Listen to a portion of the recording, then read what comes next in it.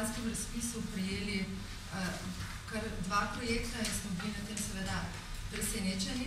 Mi absolutno nismo računali na to, ne, in mislim, da bomo naslednje 2 leti, ne bo mogoče včasih še žal, ne. Eden je Central European Science Adventure, kjer smo vodja projekta in pri drugem Taste of Europe kot partnerji. Drugače smo se pa v celoti v lanskem letu prijavili kar na 5 razpisov, 2 sta bila še v okviru Interreg projekta in eden v okviru HERAS. Ta prvi projekt Central European Science Adventure, kjer je prisotnih 6 muzejev iz 6 držav. Tukaj smo mi vodja projekta, partnerji so pa še tehniški muzeji iz Avstrije, Češke, Madžarske, Poljske in Slovaške. Cilji tega je predstavitev tehniške dediščine na zabaven in poučen način, potem je ustvariti mreže in komunikacijo med temi muzejskimi inštitucijami na evropski ravni.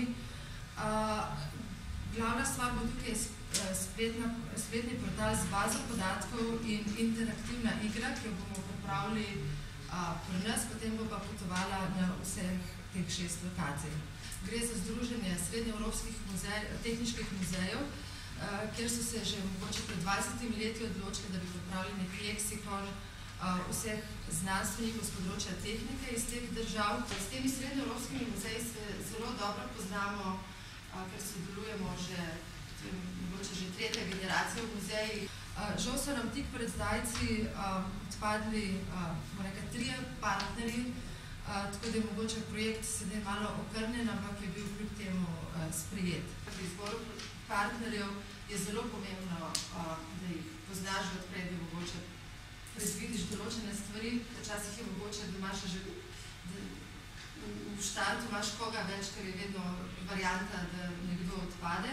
Taste of Europe. Spravi, v tem projektu sodelujo 9 muzejev iz 9 držav. To so v glavnem koordinatorji muzeji iz Švedske, Museum of Work. Drugače pa sodelujejo muzeji iz Finske, Danske, Estonije, Velike Britanije, Češke, Madžarske, Portugalske in Slovenije. V bistvu gre za proizvodnjo hrane v preteklosti, njena vloga v socialni, kulturni, zgodovinski, tudi v sodobni perspektivi, vprašanje ekološkega kmetijstva, posledice tega za okolje. Nekako smo si izbrali, bom rekla, neka nacionalna živila, nacionalne produkte. Če smo mi se odločili nekako za med, tudi malo zaradi aktualne problematike čebelarstva in sploh umiranja čebel. Cilji tega projekta so pa razstava, ki bo za razliko mogoče drugih projektov potekala na vseh 9 lokacijah hkrati. Ogromno bo dodatnih programov, ki bojo namenjeni predvsem šolskih populacij, poleg tega bo pa tudi za strokovno javnost in za ostale javnosti. Ta prvi projekt Taste of Europe je bil zelo dobro ocenjen, od 87 sprejetih je bil na 12. mestu, tako smo dobili od 35.33, Science Adventure je pa dobil, mislim, da 29 točk.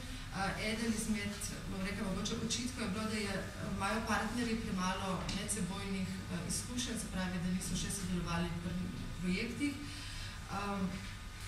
Pri tem švedskem projektu je pa kljub temu, da sodeluje 9 držav, je bil očitek, da smo spustili nekatere države, ker tako smo šli nekako bolj v krogu, da smo spustili centralno Evropo. Pri enem projektu bo recimo očitek pomanjkanje transnacionalne mobilnosti oseb, se pravi, da niso tega predvideli, da bi tudi ljudje se izmenjevali.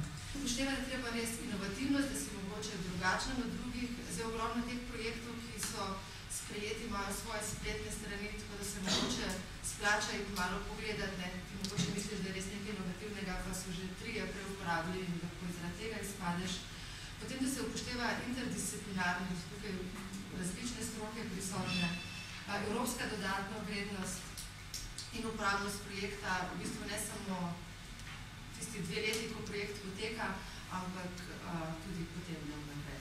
Potem odličnost predlaganih kulturnih dejavnosti, se pravi, tukaj gre predvsem za izvirnost in inovativnost.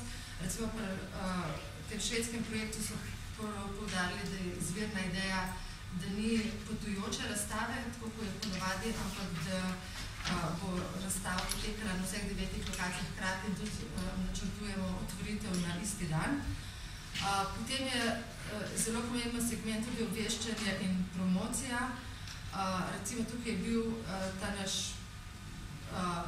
znanstveni projekt dosti bolj ocenjen kot švedski, recimo smo očitno tukaj dosti bolj pripravili to oceno.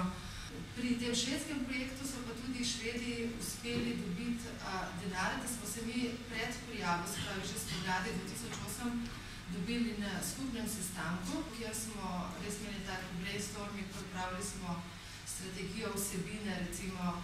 Tako da se mi zdi, da je bil tudi projekt zaradi tega mnogo boljši. Tudi če ni prijava najboljše pripravljena, se splača prijavljati, ker dobiš mogoče neke izkušnje. Recimo, se pravi, smo pri tem projektu znanstveniki smo res dolga leta iskali možnost, kako bi prišli do uresničitve tega projekta in zdaj bo končna priložnost za to.